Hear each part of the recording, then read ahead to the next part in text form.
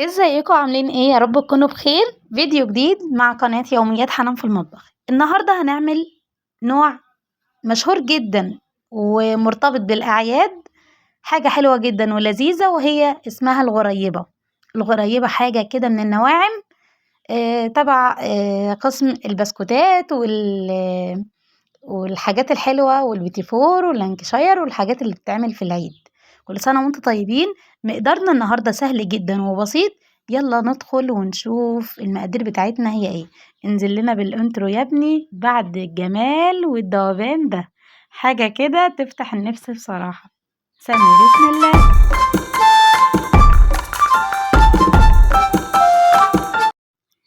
قبل ما نقول المقدار بتاعنا هو ايه، وزي ما انتوا شايفين ان هو سهل جدا، الدقيق بتاعنا اللي احنا هنستخدمه لازم يكون منخول كويس جدا، والسكر البودر لازم برضو يكون منخول كويس جدا. معايا قد ايه دقيق؟ معايا 4 كوبايات دقيق، ومعايا على كوبايات الدقيق دي عليهم كوبايتين سمنة، يبقى هنا الدقيق نصه مقدار السمنة. نص السمنة هنحط كوباية سكر، يبقى معايا الدقيق 4 والسمنة 2 والسكر كوباية واحدة.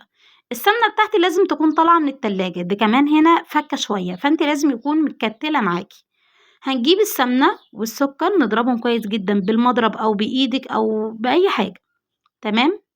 انا هستخدم المضرب وحطيت عليهم ظرف واحد فانيليا، مش هضيف اي حاجة تاني عليهم.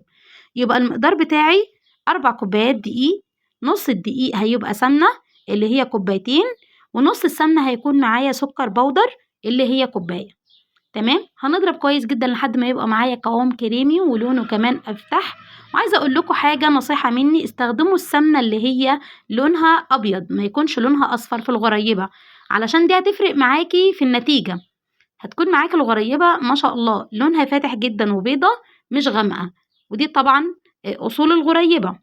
تمام. اللي هي السمنه اللي بيقولوا عليها عندنا احنا في الصعيد السمنه الجاموسي، او في اي حته طبعا السمنه الجاموسي مش البقري. البقري معروفه ان هي سمنه صفرا. نزلت بقى بالدقيق بتاعي وهعجن بقى هنا بايدي. تمام. هتلم معاكي، تلاقيها سهله جدا العجينه لان ده سكر وسمنه، فهيلم معاكي بسرعه جدا. تمام.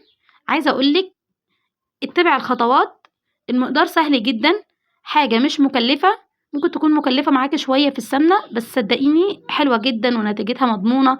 وكفايه ان انت بتعملي جو في البيت، حاجه كده ظريفه. طبعا لو عندك اولاد هتكون حاجه كويسه جدا ليهم، فرحه كده وبهجه بمناسبه العيد. كل سنه وانتم طيبين. خلاص خلصنا عجن في العجينه بتاعتنا، وهنا بقى تبدأ التست اللي احنا هنعمله للعجينة علشان نعرف ناجحة معانا ولا لأ. هتكوري العجينة أو تضغطي ايدك فيها كده، لو لقيتيها شققت يبقى لسه في غلط في المقدار. تمام. هتحاولي تظبطيه. هقولك كم ملحوظة دلوقتي علشان تعالجيها لو فشلت معاكي. هنا لو تلاحظوا ان انا العجينة بتاعتي ناجحة جدا مليون في المية، لان المقدار مش بغيره. وهقول لكم نوع الدقيق دلوقتي دقيق ايه.